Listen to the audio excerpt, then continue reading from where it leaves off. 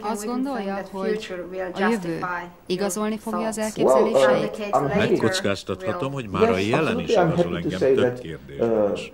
The present is already justifying some of my attitudes. Ezzel együtt nehéz lehet tolerálni a támadásokat, még ha biztos is a dolgában. A nehézségekről kérdezett. Ez most nekem a legnehezebb. Ezek a nehézségek és akadályoztatások egy pillanatig sem kellenesek. Végül, amikor az elképzeléseim helyesnek bizonyulnak majd, de legalábbis őszintének, az valódi boldogsággal fog eltölteni.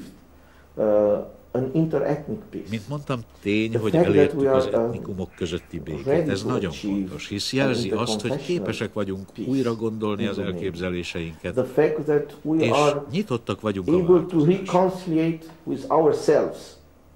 Ez nagyon fontos. Something very important, and these are prerequisites for reconciliation with the others. Olyan embernek tűnik a számomra, aki nagyon hisz abban, amit mond. Vallásos? Well, yes, I am. Igen, az vagyok. I wouldn't nem gyakorló vallásos, a practicant, but de vallásos. I am religious indeed. Szóval egyfajta szellemi kapcsolatban áll a világgal. Igen, igen, úgy gondolom. Tudom, intim a kérdés. Nagyon jó ez a kérdés. Én hívő ember vagyok, és azt hiszem, hit nélkül, meggyőződés nélkül nem lehet elég erős az ember ahhoz, hogy megvédje a saját értékeit.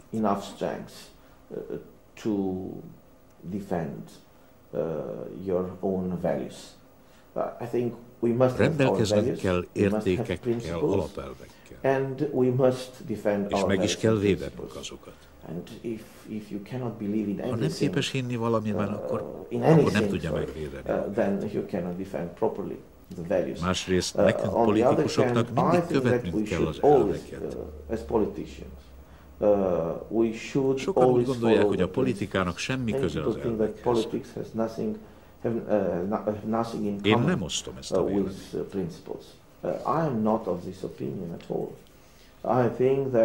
Azt gondolom, hogy követnünk kell az elveket.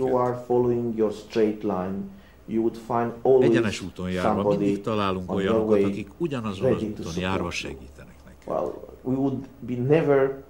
Így soha nem vagyunk ha kacskaringós utakat járunk be, hogy barátokra lejjünk, akkor nehezebb az barátokat találni. És gyakran marad egyedül az ember. Szokott érzelmes lenni? Ha nem lennék, az akkor nem lennék teljes értékű emberi. De érzelmesnek lenni nem egyenlő azzal, hogy gyenge az. Azt hiszem, egy politikus nem engedheti meg magának, hogy gyenge legyen. Nagyon nehéz összeegyeztetni az érzelmeket és az értelmet. Úgy gondolom, hogy egy politikusnak hideg fejjel és forró szívvel kell cselekednie. Nagyon veszélyes, ha ezt a politikában felcserélik, tehát forró fejjel és hideg szívvel cselekszenek. Én megpróbálok higgadtan mérlegelni, és a szívemet melegben tartani. Beszéltünk a román-magyar alapszerződésről. A fővárosaink neve, Budapest, Bukarest, hasonlóan hangzik. A világban néha még össze is keverik. Igen. Milyen hasonlóságot lát a két ország között? A világ azonos tájéktársban.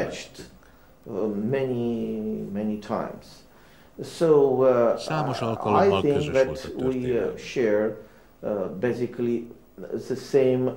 Azt hiszem, alapvetően hasonló civilizációban élünk. Bizonyos értelemben Európa határán vagyunk. Kelet-közép-európában.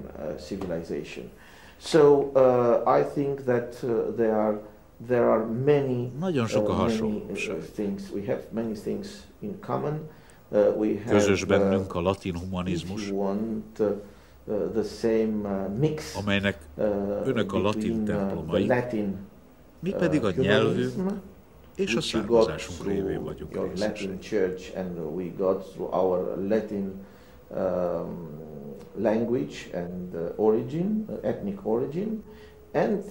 A latin humanizmus mellett hasonló még a hitnek és az érzelmeknek a forró szelleme.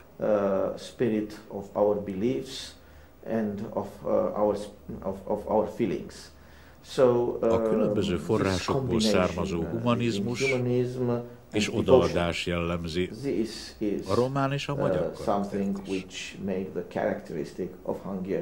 Bár máshonnan indulunk, de együvé érkezünk.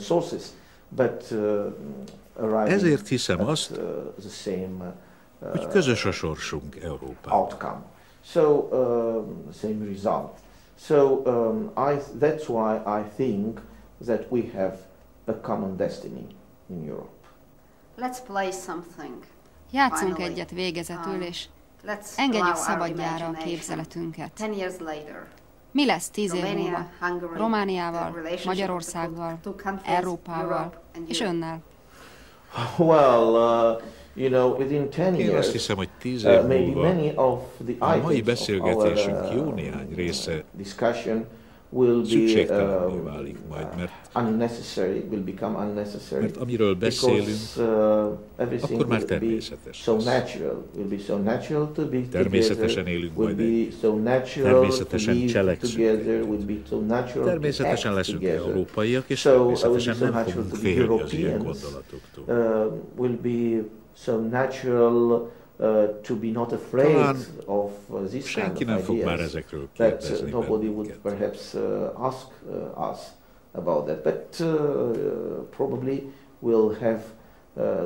Talán kellemes lesz 10 év múlva felidézni ezt a beszélgetést, és boldogan fogjuk nyugtázni a tényt, hogy kitartottunk az elveink mellett egy nagyon nehéz folyamatban, és igazunk volt, és jól láttuk előre a sikeres eredményt. És Severin 10 év múlva mik a vágyai? Tudja, vannak harcosok, akik valaha harcoltak a békéért, azért háborúztak, hogy béke legyen.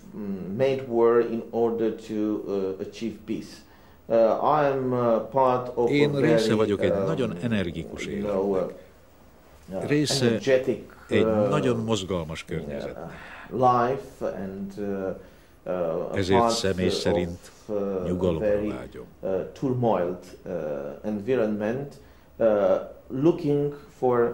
Őszintén remélem, hogy a ma nehézségei a következő 10 évben megoldódnak.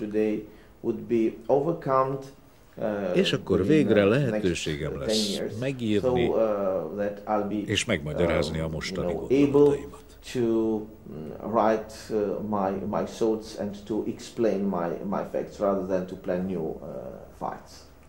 Köszönöm szépen, és sok sikert kívánok! Én köszönöm, nagyon élveztem. Azonos kérdésekről különbözően. A műsor legérdekesebb részleteiről a Népszavában olvashat.